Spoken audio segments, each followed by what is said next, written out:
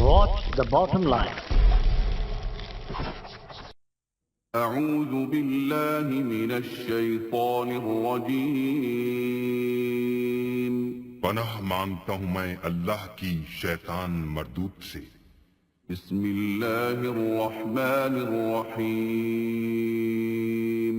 شروع اللہ کے نام سے جو بڑا مہربان نہایت رحم والا ہے۔ ناظرین اکرام، مولانا جلال الدین رومی رحمۃ اللہ علیہ نے فرمایا تھا، ہر فرد کسی خاص مقصد کے لیے پیدا ہوتا ہے اور اس مقصد کے حصول کی خواہش پہلے ہی اس کے دل میں رکھتی جاتی ہے۔ محمد جلال الدین رومی پیدائش سن 1207 اور انتقال سن 1273 مشہور فارسی شاعر تھے۔ اصل نام جلال الدین تھا لیکن مولانا رومی کے نام سے مشہور ہوئے۔ مولانا رومی اپنے دور کے اکابر علماء میں سے تھے۔ فقہ اور مذہب کے ایک بہت بڑے عالم مانے جاتے تھے، لیکن جو شہرت آپ کو بطور ایک صوفی شاعر کے حاصل ہوئی وہ بطور عالم کے نہیں ہوئی۔ اس کے علاوہ بھی آپ کو بہت سارے علوم پر مکمل دسترس حاصل تھی۔ ان کی سب سے مشہور تصنیف مثنوی مولانا روم ہے۔ اس کے علاوہ ان کی ایک مشہور کتاب فی ہے ما فی ہے بھی ہے۔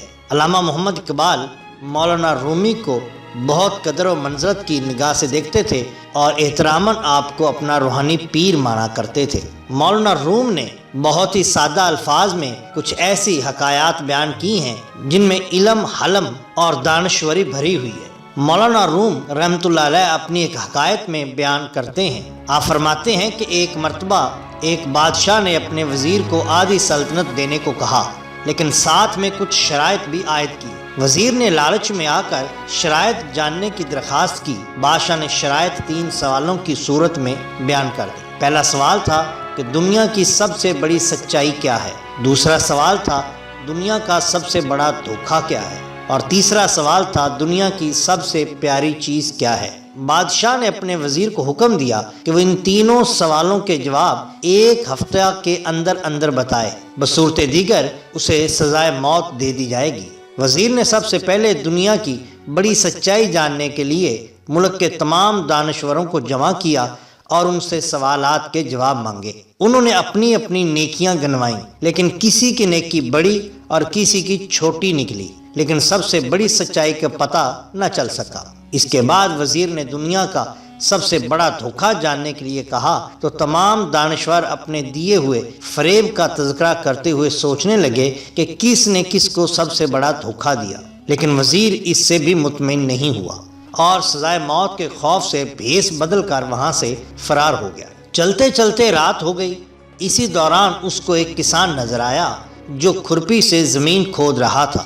کسان نے وزیر کو پہچان لیا۔ وزیر نے اس کو اپنی مشکل بتائی، جسے سن کر کسان نے اس کے سوالوں کے جواب کچھ اس طرح سے دیے کہ دنیا کی سب سے بڑی سچائی موت ہے۔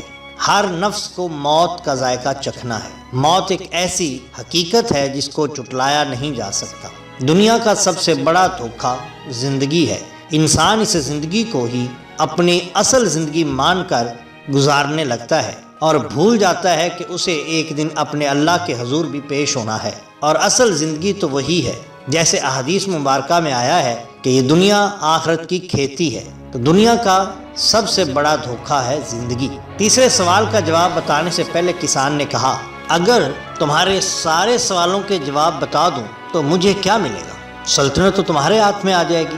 یہ سن کر وزیر نے اسے 20 گھوڑوں کی پیشکش کی اور اسے ہی استول کا نگران بنانے کا بھی اعلان کیا۔ کسان نے یہ سن کر جواب دینے سے انکار کر دیا۔ وزیر نے سوچا کہ یہ تو آدھی سلطنت کا خواب دیکھ رہا ہے۔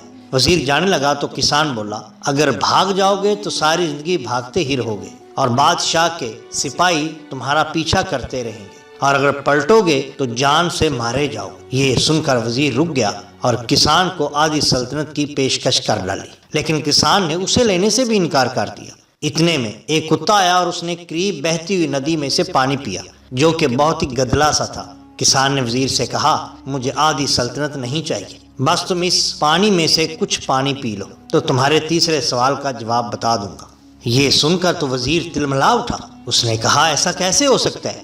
اتنے میں اسے معلوم پڑا کہ بادشاہ کے سپاہی اس کا پیچھا کرتے ہوئے اسی کی طرف آ رہے ہیں۔ اس نے دیکھا کہ دور سے ایک بہت بڑی سپاہ اس کی جانب بڑھتی چلی آ رہی ہے۔ اب ایک طرف بادشاہ کے وہ سپاہی تھے جو اس کی موت کے درپے تھے، اور دوسری طرف ندی کا وہ پانی تھا جسے اگر وہ پی لیتا تو کسان اس کو اس کا جواب دے دیتا۔ سپاہی قریب سے قریب تر ہوتے جا رہے تھے۔ وزیر کی سمجھ میں نہیں آ رہا تھا کہ کیا کرے، اسے کچھ نہ سوچ، اپنی موت اور سپاہیوں کے ڈر سے وہ فوراً بھاگا اور ندی کا پانی پینے ہی والا تھا کہ کسان نے کہا بس رک جاؤ، آؤ میں تمہیں بتاتا ہوں کہ دنیا کی سب سے بڑی اور دنیا کی سب سے پیاری چیز کیا ہوتی ہے۔ تو جان لو کہ دنیا کی سب سے پیاری چیز انسان کو اپنی غرض ہوتی ہے، جس کے لیے وہ ذلیل ترین کام کرنے سے بھی نہیں کتراتا۔